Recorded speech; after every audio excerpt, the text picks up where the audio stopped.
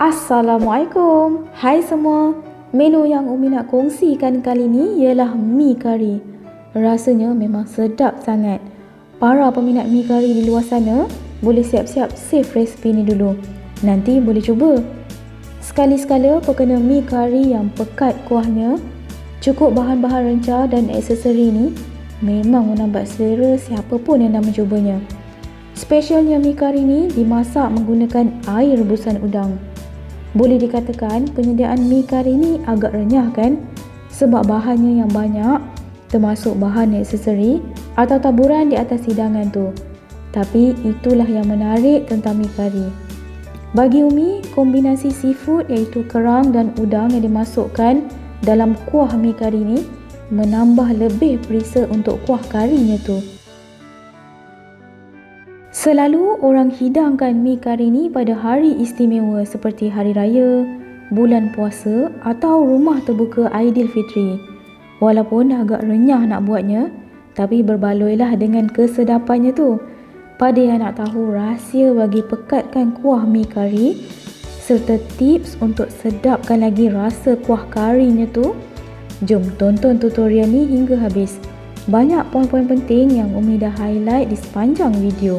Bahan-bahan untuk kuah mi kari: 2 bunga lawang, 3 bunga cengkeh, 4 buah pelaga, 1 batang kayu manis, 5 ulas bawang putih, 2 inci lengkuas, 2 inci halia, 3 tangkai daun kari, 2 sudu besar udang kering, rendam sekejap dalam air bagi lembut, senang nak kisar nanti, 1 asam keping, 1 batang serai, racik halus bagi mudah dan cepat halus bila dikisar nanti. 6 ulas bawang merah. Lagi sedap, guna bawang merah kecil India yang berwarna ungu ni. 4 sudu besar rempah kari daging, 15 batang cili kering, rebus dan kisar halus, jadikan paste cili. 1 biji kentang, dadukan, tahu kering atau ada juga yang panggil tahu span. Kuantiti tu agak-agak je, ikut cita rasa masing-masing. Kalau suka banyak, lebihkan. Seterusnya fish ball. Yang ini saja Umi beli bentuk rugby. Kalau nak lebih sedap, cari jenama mushroom. Berbolanya sedap. 3 keping fish cake pun sama, Umi guna jenama mushroom. Santan pekat dan santan cair dari sebiji kelapa. Setengah buku kecil gula Melaka. Garam secukupnya. 9 hingga 10 ekor udang harimau. Basuh bersih. Asingkan kepala udang dan tahi udang tu Umi dah siap-siap bersihkan. Kepala-kepala udang tu jangan dibuang dulu, sebab kita akan buat stok air rebusan udang nanti. Setengah kilo kerang yang telah direbus. Air rebusan kerang yang sikit tu biarkan je, nak bagi rasa manis kerang dalam kuah nanti. 2 ketul ayam potong dadu, 1 sudu besar kerisik, dan akhir sekali 1 paket mi kuning. Umi akan siapkan dahulu mi-nya. Celur mi kuning dengan air panas secukupnya. Biarkan 5 minit bagi tekstur mi lebih lembut untuk dimakan nanti. Tak perlu celur lama-lama, takut mi kembang. Dah siap celur, toskan mi tu bagi betul-betul kering di atas penapis. Dan untuk mengelakkan mi melekat-lekat, tuang sedikit je minyak zaitun atau boleh juga guna minyak masak. Gaul sebatikan. Minyak ni membantu supaya mi yang dah dicelur tu tak melekat antara satu sama lain. Dah siap mi, ketepikan dahulu. Jom buat kuah mi kari pula. Dalam blender masukkan bawang putih, halia, lengkuas, serai, bawang merah dan udang kering. Tambah sedikit air dan kisar halus bahan-bahan ni. Dah siap kisar, masukkan dalam satu mangkuk, ketepikan dahulu. Kemudian panaskan sedikit air dalam periuk. Dah naik buat panas tu, terus masukkan kepala-kepala udang. Rebus lebih kurang 2 ke 3 minit. Nak bagi manis udang tu meresap bersama air. Dah siap, angkat kepala-kepala udang tu dan buang. Sebab kita nak air rebusan udang tu sahaja. Asingkan dalam satu mangkuk kecil dan ketepikan dahulu. Sekarang barulah kita mula menumis. Dalam periuk, masukkan minyak masak yang mencukupi. Tumis rempah 4 sekawan hingga naik bau. Kemudian campak daun kari. Api perlahankan ya, sebab waktu campak daun kari tu agak mercik sedikit. Terus masukkan paste rempah, iaitu rempah kari daging campur dengan cili kisar. Satukan jadikan seperti paste ni. Gaul sebatikan paste rempah bersama bahan tumis. Kemudian barulah masukkan bahan-bahan yang kita dah kisar tadi. Gaul sebati bahan kisar bersama paste rempah. Waktu ni dah boleh masukkan kentang dan gula Melaka. Umi masukkan kentang ni nak bagi pekatkan sedikit kuah. Selain tu boleh juga guna keledek, tapi letak sikit je. Nak potong dadu kecil gini atau nak rebus dan lenyekkan dahulu pun boleh. Ikut cara masing-masing. Selain tu kentang ni beri rasa manis pada kuah mi kari. Gula Melaka pula balancekan kepedasan cili kisar tu.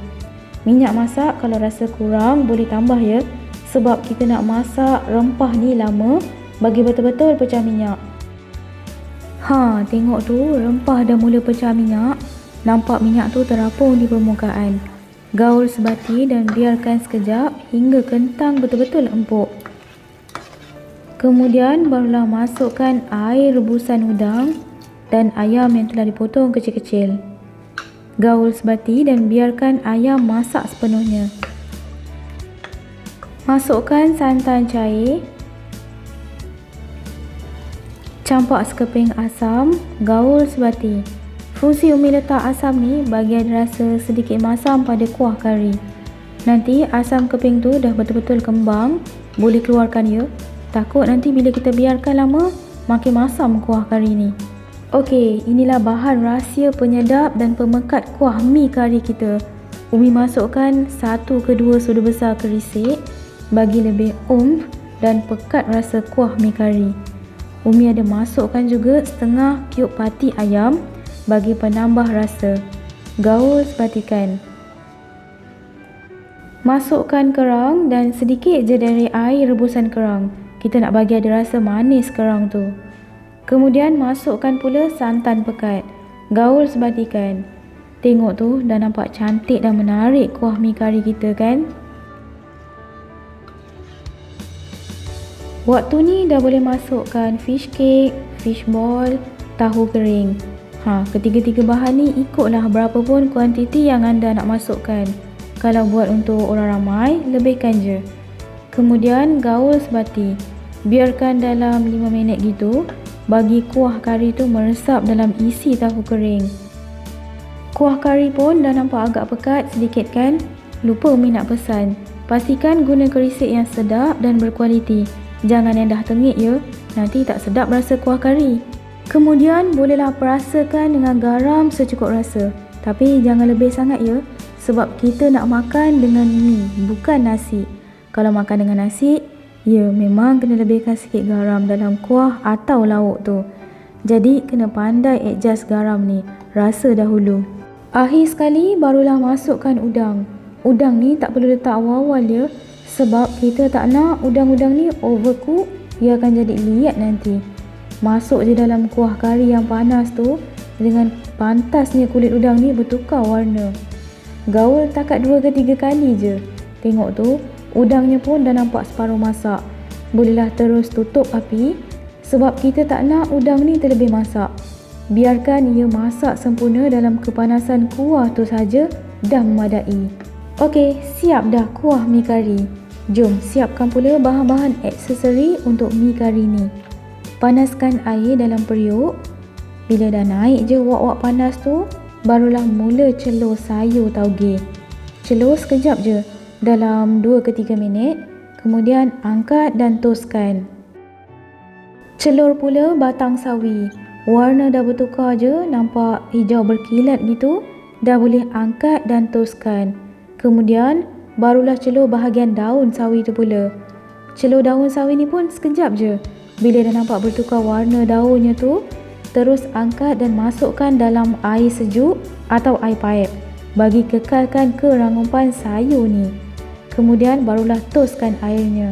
Bahan aksesori lain seperti telur rebus belah 2, limau kasturi belah 2, irisan cili merah, sedikit kerang yang telah direbus, 1 ikat daun bawang iris halus, bawang goreng, tauge dan sayur sawi yang telah dicelur. Lengkap dah semua. Bolehlah hidangkan semangkuk mi kuning tadi. Curahkan atasnya dengan kuah kari yang pekat dan recik tu. Dan susun taburlah segala aksesori atau hiasan di atas mi tersebut. Masih panas-panas lagi ni.